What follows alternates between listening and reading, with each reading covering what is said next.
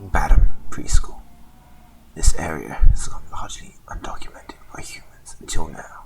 Using microscopic technology, we are able to witness an apex predator as he hunts his prey in this hellish landscape that just brings death and destruction to all that enter it. We join our killer as he finds his first victim, a survivor looking for food in this realm that provides only death. As he intercepts the survivor, they see him coming, and they attempt to dodge and loop, but they are mortally wounded, and they retreat, the killer leaving them, knowing that the survivor will surely succumb to its injuries. As he stalks his prey on their generators that they are feeding off of, he attempts to sneak up and get the kill. The survivor soils himself, and they run, hoping to find a bathroom. The killer chases the other two survivors away, knowing that they will surely come back to get their food that they so desperately need. Knowing this is their only chance, they will rush the generator in an attempt to get whatever they can out of it. But the killer always returns and scares them away. If they do not get this generator done, they may not eat for a week. In an attempt to save their friend, they run, but the killer once again intercepts them. Now they are all injured and unlikely to survive. In a last-ditch effort, they try to finish the generator, but the killer once again chases them away. But as we can see, survivors are not completely defenseless. As we slow this footage down, we see one of the techniques they have evolved in this land of the fog.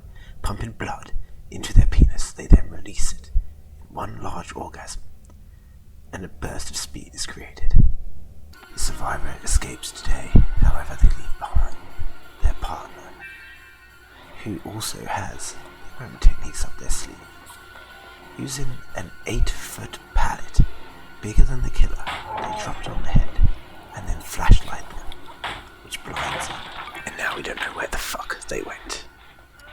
However, their friend has now been found and downed, and they will be hooked to be feasted on later. As you can tell from the screams, it hurts like fuck. Once again, the killer finds its prey working on a generator, drawn to it like a moth to a flame. It attempts to run, but it is getting cornered, and it must do all that it can. Using its special evolved technique, it tries to get away, but the killer does not give a fuck. They too will be hooked like a sack of shit left to dry in the sun. Sadly for our killer, they have rescued their friend, and they attempt to work together to distract him and all escape. His clutches. One leads him this way, one leads him that way. Which one will he choose?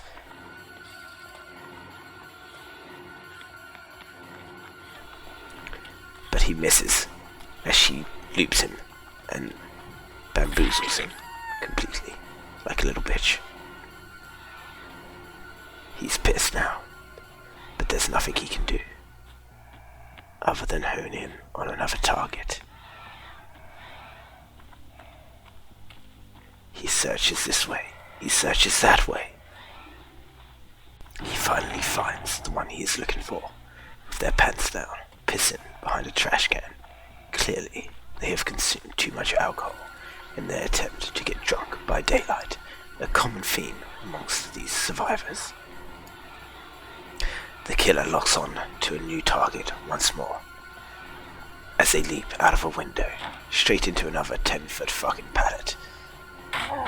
Unbeknownst to them, this only makes the killer stronger, and he resumes his chase with the snazzy one. They take him around the back. The killer looks to intercept them, but they have vanished, seemingly nowhere. Ah, yes. Get choked, fucker. These lockers serve the purpose of being annoying as shit, as survivors will climb into them and hide from the killer, but at a detriment to themselves if found. He can rest easy knowing that she will not try that shit again with him. And so the killer continues his search for the survivors, spotting one working on a generator in the basement area, and another up above. He knows he must scare them off fast before they are completed. And he injures one, and heads to find the other one with super speed. Completing his task. But these survivors are relentless, and they will go back to these generators at any chance they get. But trust me, they will regret that shit. She implores her evolved technique. Once again, her friend, still desperately trying to get the generator, is also scared off. Now they are all injured once more, and one is hooked. They're pretty much fucked. Unfortunately, her orgasms only return once every 60 seconds, and she is downed. Heading back to that nasty hook.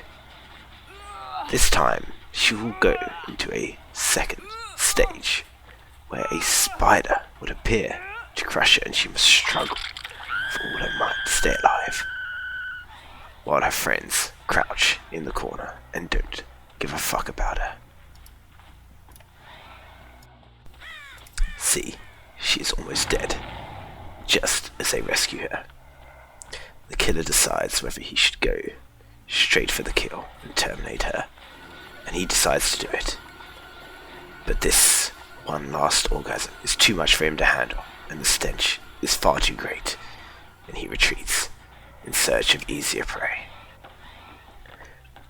The survivor pisses a little as they jump out of the window, and the urine grosses the killer out so much that they must go in a different direction. Looking for another, less disgusting survivor, the killer turns to the only thing it knows that they will go to, the generators. But none of them are occupied. As he spots them in the building, he approaches with caution. The survivor releases another bowel movement as they are scared out of their wits, completely not expecting him to be there. Then, the killer approaches this one, who too shits himself all over the floor. This time, he's going to be hurt, and there's nothing anyone can do to stop it. He too will go into the second stage, and this puts him one step closer to death. It appears that this survivor really fucking loves lockers. The killer plays coy like he doesn't notice, and oh, well, that explains it. That little shit. The killer watches as his prey escapes once more, and he cries a little in the inside. But just as he's about to give up, he notices another coming to rescue their friend, and he continues the chase. This one attempts to do a little jukey juke, which fails, and they are injured. Wounded, they run away like a dog. The killer this time, angered by a generator popping, chases down the prey, refusing to let them escape. Instead of following them directly, he just lets them literally run right into him. And they again are downed, headed for the hook and the same fate as their second state friends. This unfortunate event is leading them closer and closer to their demise.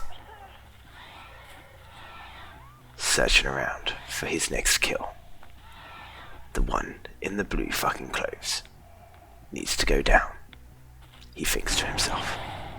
Or at least, that is what we assume, he thinks to himself. We're just a fucking camera. We're not literally inside his head, are we? No. Looking closer, we see nothing. And then something. A survivor, injured, crawling inside the house. They think they are being sneaky, and they possibly are. But no, they're not, and they go down like a sack of spuds. They now will reach their second state, along with their friends. The killer is getting an erection at this point.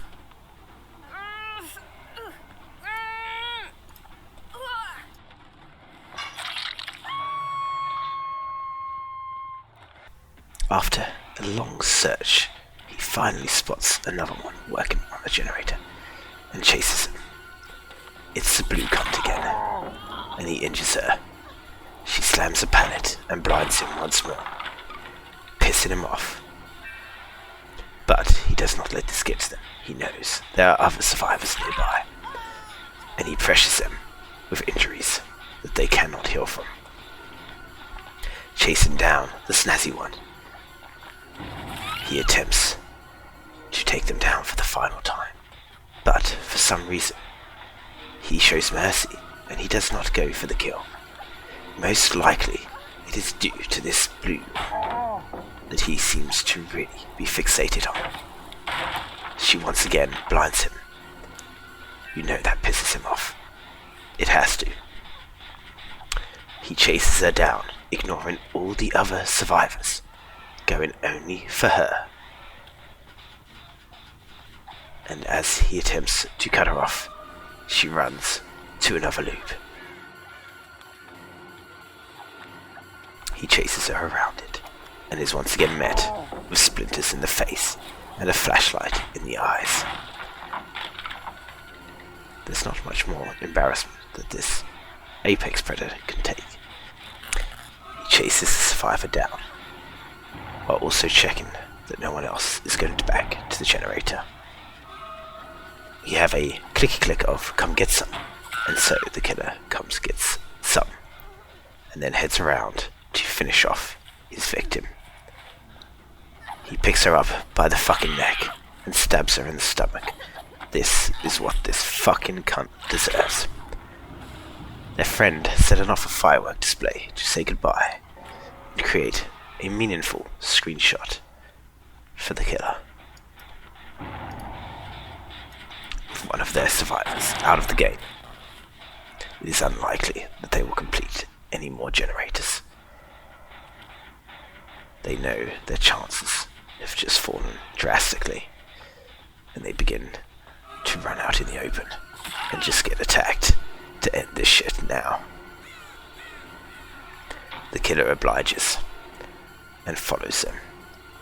Still, the snazzy one lays on the ground, but is revived by their teammate, who then comes straight into the killer's arms. But in a dazzling display of evolution, they get straight through the killer and out the window, and there's nothing that he can do about it. The killer has to decide whether to give up or pursue the chase, knowing that the other two don't have much hope to get gens done. He continues on and tracks down the survivor by a red car. This is the end. They too cannot orgasm for another 60 seconds, and now they will be choked. If they had just waited a little bit longer, they could have really appreciated this death and got out with a bang, so to speak.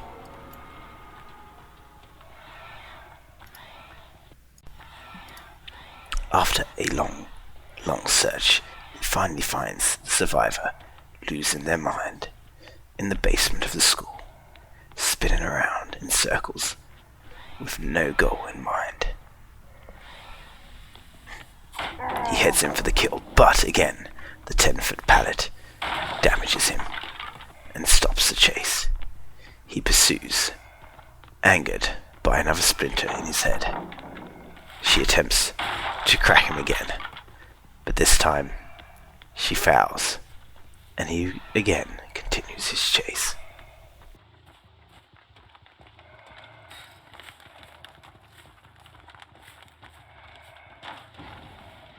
He picks up the scent of the survivor at the window and goes in for the kill, but They are ready, and they jump. This survivor has been around the block a few times. They know what to expect. The killer stands underneath them and watches, knowing that they know he is there. He knows they know. He knows that they know that who knows that everyone knows that somebody knows that there is a survivor there. Of course, they are at a stalemate. Neither can make a move. So the killer decides just to go for it. And he succeeds in this attempt. They jump the window, and the killer also jumps the window and spots him just as they get into a locker. Now he has him. Except he picked the wrong locker. What a shocker. This survivor got lucky, and in a cruel twist of fate, it appears they entered into a hyperbolic time chamber, which, after spending a full year inside eating snacks and growing strong, they return, with only 1 minute having passed in this realm. The killer has no idea what is going on, but he continues to chase anyway. He once again gets slammed with a pallet. At this point, he definitely has a concussion, but his desire for blood is stronger, and he continues to chase. He knows there's only a matter of time till he finds him, because surely the other survivor is just waiting at the hatch and not doing jets. Finally, he gets the kill, and he collects his prize. This survivor, not having used their special evolutionary technique yet, dies in absolute pleasure, unlike her friends.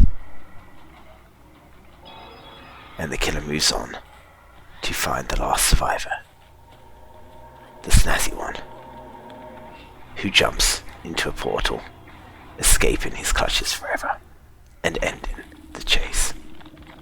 And so we end for GG.